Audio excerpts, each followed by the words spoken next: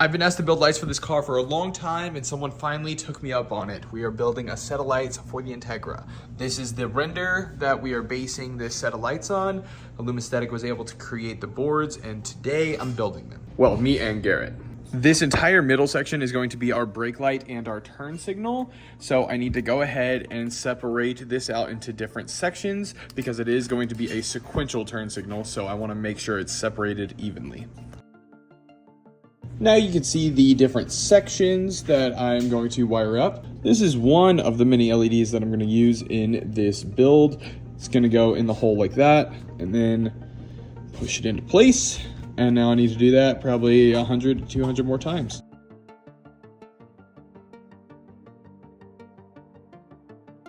All the LEDs are put in place. Next up, we actually have to solder everything together. And the first step of that is trimming the leads down. Trimming them down is going to make the install look a lot better, and it's going to be easier to diagnose anything if anything goes wrong.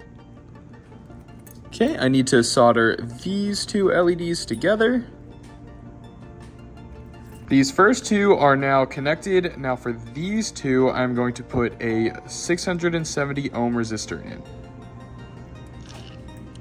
I like to twist the resistor on and then solder it because I think it has a stronger connection. But either way, as long as the resistor is soldered in between those two LEDs, it should be good. All right, those are soldered. Now I'm going to trim it down so that we don't have all this excess wire hanging out, trying to cause a short. And then I personally like to fold them down so they're not sticking up. If they stick up, they could stick into the back housing that's going to be really, really close to it and potentially cause future problems. Okay, now I'm going to do that a few more times.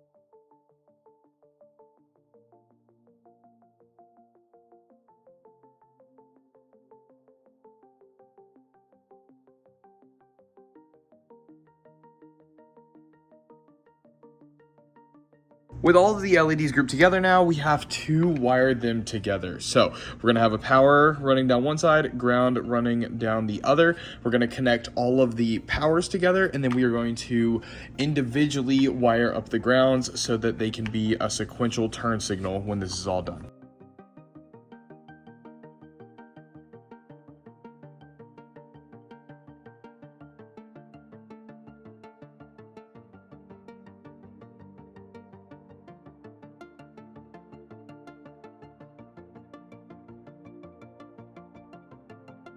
I've got all of the powers connected together now. Some of you might be wondering why I went down the middle instead of the top here. I really didn't want to get the wire in front of the diffused part, in front of the parking light, because it will cast a shadow and you would be able to see it on the front side. Now it's time to wire it to the Corso Motion module, get everything set in place, and then I can start wiring the individual grounds over to the Corso Motion module. This is gonna be the sequential turn signal for us.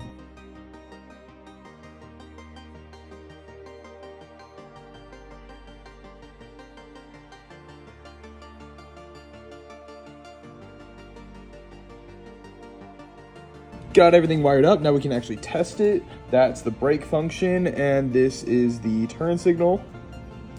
Glad to finally have that done. We still have a lot of work to go. So next we need to open up the actual clear lights and build out the back housing. The back housing is gonna house the parking light LEDs and the reverse light LEDs. That's gonna start with us attempting to open this set of taillights. I say attempt because I've never opened this set before and it looks like it's permasealed, so the lens may break. I usually like to cut permasealed lights, but the back housing is the inner housing, so you would see the cut line inside of it. If I absolutely have to, I will cut, but I'm gonna try to bake it. I've already preheated the oven to 220. I'm gonna leave it in there for 10 minutes and then attempt to open it. Okay, let's see if this comes apart.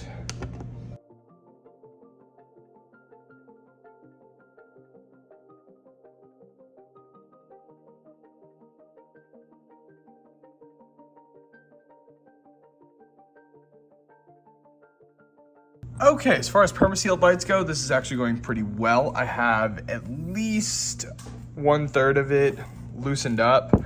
So now it's cooled down too much. I gotta throw it back in the oven for another 10 minutes. This is the annoying thing about aftermarket permasealed lights. You can see where I had the rag just sitting.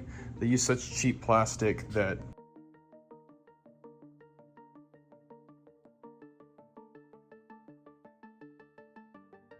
I should not have said it, but unfortunately, it broke.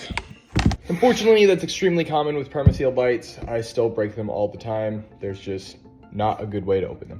The good news is that we can still work on this back housing here. We can go ahead and get everything modded and ready for LEDs. Step one, let's remove all of these little diffusers and little covers.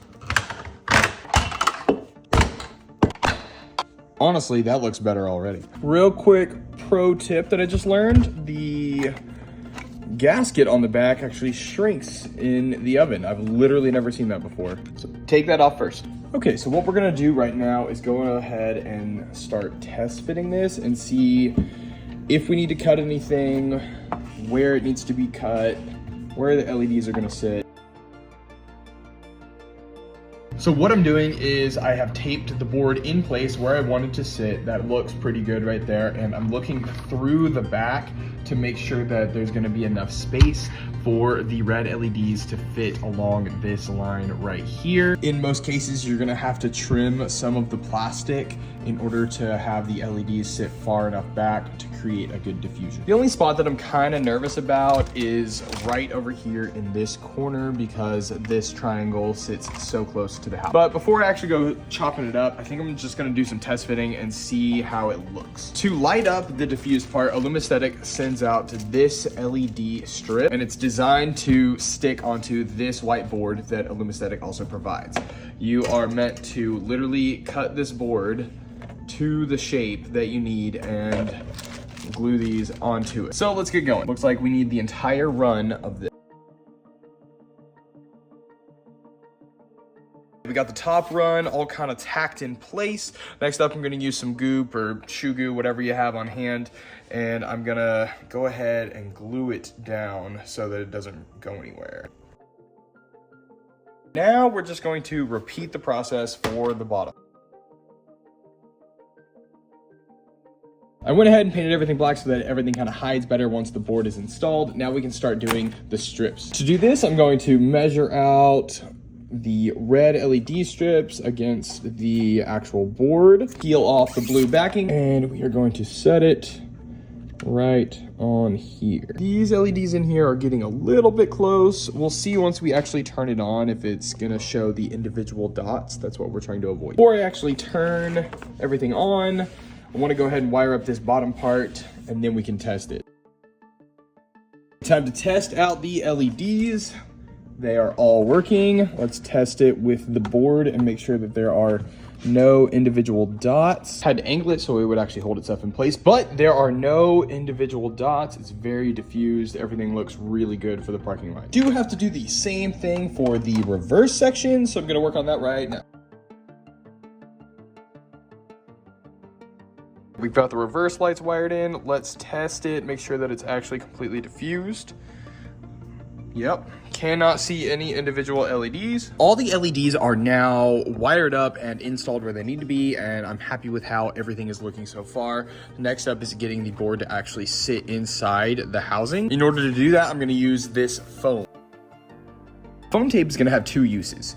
The first is to actually have something for the board to kind of like sit and rest on, and we can add a little bit of adhesive on it so that it'll hold in place.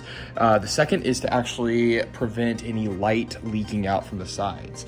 If you noticed, whenever we lit up the reverse lights, there was light leaking out through here, and it just doesn't look as good. There we go. We got foam all the way across the top, all the way across the bottom, down here on the board. Everything sits really nicely on the foam. It's got a little bit of give. Before I clamp everything down and get everything set in place, I want to go ahead and test everything. Parking lights are working. First lights are working. No light bleed. And brake light. Turn signal. Everything looks good. I've got it completely glued in place here, and it is about ready for the lens to go on. I will show you how to do that in the how to open the taillights video. Unfortunately, I still have to build out the other side and get it ready for the lens to go on, so I still have quite a bit of work to go.